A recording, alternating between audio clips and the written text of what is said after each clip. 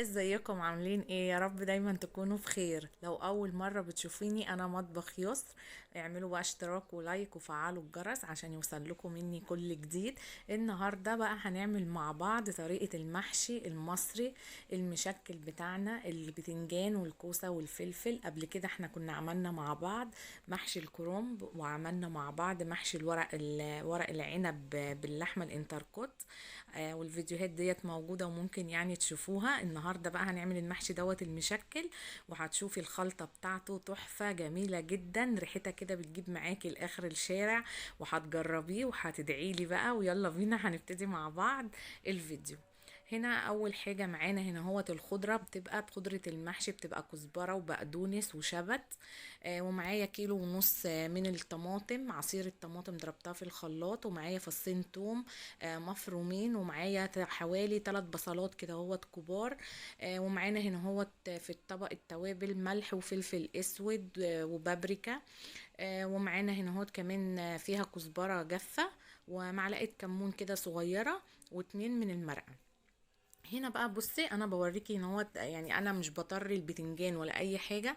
بصي انا بعمله كده هو نشف زي ما هو، بقطع بس الحته اللي من فوق بتاعته ديت، الراس ديت كده بتقطعيها، وتبتدي بقى تدخلي المقوار بتاعك فيها كده وتلفيها.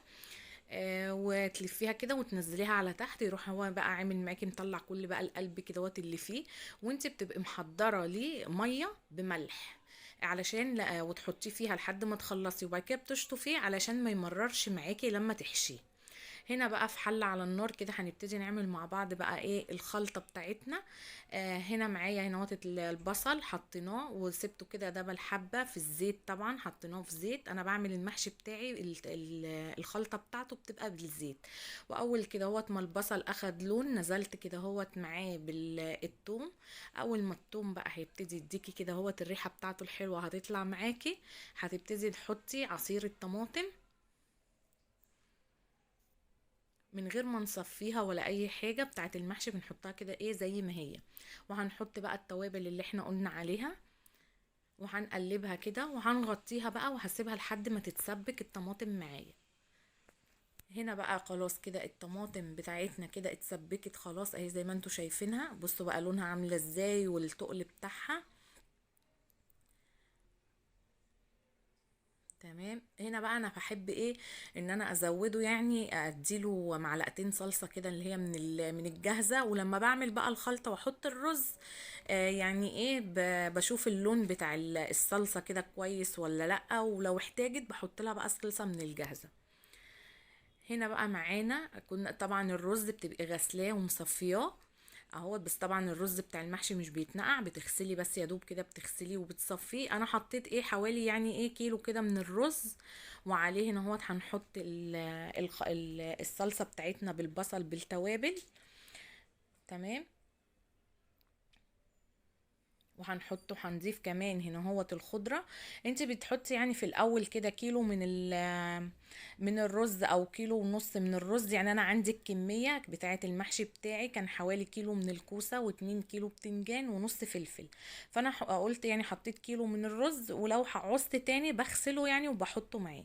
هنا بقى انا كنت ايه نسيت اشيل شوية كده بصل من غير ما احطه يعني في الصلصة، فانا بشرت تاني بصلاية بقى تاني، وحطيتها كده زي ما انتوا شايفين على المحشي. وحطينا طبعا الخضره بتبقي غسلها كويس جدا. حطيتها كده على المحشي. بقى لما بتحطي البصله ديت كده نيه بعد ما تعملي كده الخلطه بتاعتك، بتديكي طعم فظيع، بتديكي طعم حلو قوي. هنا انا كنت زودته تاني بقى صلصه. بس كده ودي كده الخلطه بقى بتاعتنا. هبتدي ان انا هاخد بقى حبه كده من الرز، طبعا مش زي ما انتوا عارفين مش هاخده كله. يعني باخد حبة حبة كده على قد عشان ما بقاش ايه يعني عملت في الرز كله.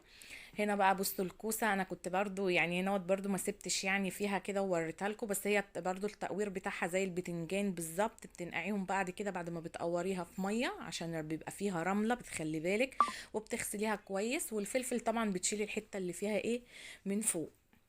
بس كده. وبتشطفي بقى الحاجه بتاعتك كويس وبتحطيها بقى في مصفى كده بتتصفى كده. احنا ايه اهو بقى ابتدينا بقى ان احنا ايه نحشي كده المحشي. بتحشي بس تخلي بالك وانتي بتحشي ما بتكبسيش المحشي بتاعك قوي، عشان هو كده كده الرز من جوه بتلاقيه بيزيد معاكي. تمام. وبعد كده بتنضفي بقى المحشي بتاعك من بره كده من اي رز عليه او اي حاجه علشان ما يبقاش مالي معاكي ايه الحله. هنعمل برضو واحده من البتنجان كمان اهي.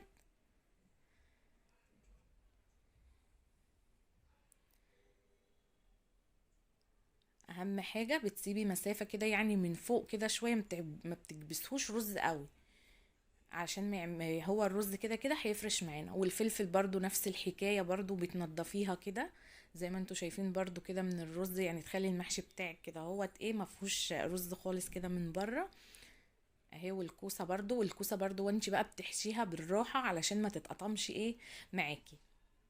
تمام اهو زي ما انتوا كده شايفينها كده. خلاص بقى انا خلصت ايه الحشو بتاعي، الفلفل والكوسه والبتنجان. وعلى فكره انا ما بحبش احطهم كلهم في حله واحده، انا بحب كده كل حاجه لوحدها علشان احس بطعم ايه المحشي معايا. بس انت لو حابه تحطيهم كلهم معاكي في حله واحده مفيش اي مشكله. هنا بقى انا كان عندي شوربه لحمه في الفريزر طلعتها. حطيت عليها بس مرق الدجاج وشفت بقى الملح بتاعها ايه مظبوط ولا لا. بس كده. وحطيت لها كده ايه معلقه من البابريكا، وهبتدي ان انا اصفيها هنا هو على المحشي. وانا كنت حاطه عليه سمنه وبترشي عليه بس ايه حبه زيت صغيرين. وبتسقي بقى المحشي بتاعك كده هوت، يعني ما بتخليهوش يحصل كده ايه اللي على الوش من فوق الشوربه بتاعتك، او زي ما انتوا شايفينها كده. وابتدي بقى ان انا ارجها وكله برضو كده هوت هنحط عليه ايه السمنه، وبنحط عليه زيت كده هوت من فوق من على الوش. ولو انت بقى ما عندكيش شوربه بتعمليها بقى الميه وبتحطي عليها مرق الدجاج ورق لورا، وبتحطي عليها مثلا بهارات فراخ او بهارات لحمه. وبتسيبيها بقى على النار وملح والفلفل الاسود وحبه بابريكا او معلقه صلصه كده، يعني ايه تحمريها كده شويه. هنا بقى كان المحشي بتاعي ابتدى ان هو شرب خلاص الشوربه بتاعته. ابتديت بص ان انا بقى ايه اوطي عليه، وزي ما قلت لكم براحتكم لو حابه بتعمليها في حله واحده وبتخلصي نفسك وتخلصي تمام، حطيه كله في حله واحده واعملي نفس التسويه اللي انا قلت لك عليها. هنا بقى ايه كان ابتدى خلاص المحشي ان هو اتشرب وابتدى ان هو هيستوي معايا.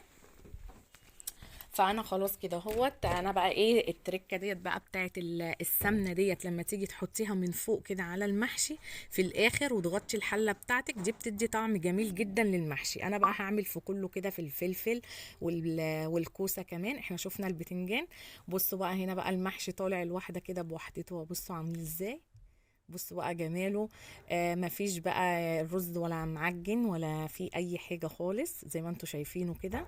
والواحده بقى ايه بوحدتها اهي. بس وده كده كان الفيديو بقى بتاعنا النهارده. ولو عجبكم الفيديو اوعوا بقى تنسوني في اللايك والاشتراك وتفعلوا الجرس عشان يوصلكم مني كل جديد. وتابعوني بقى في فيديوهات تانية جديده كتير. واكتبوا لي بقى في الكومنتات اوعوا تنسوا. مع السلامه، استنوني في فيديو جديد.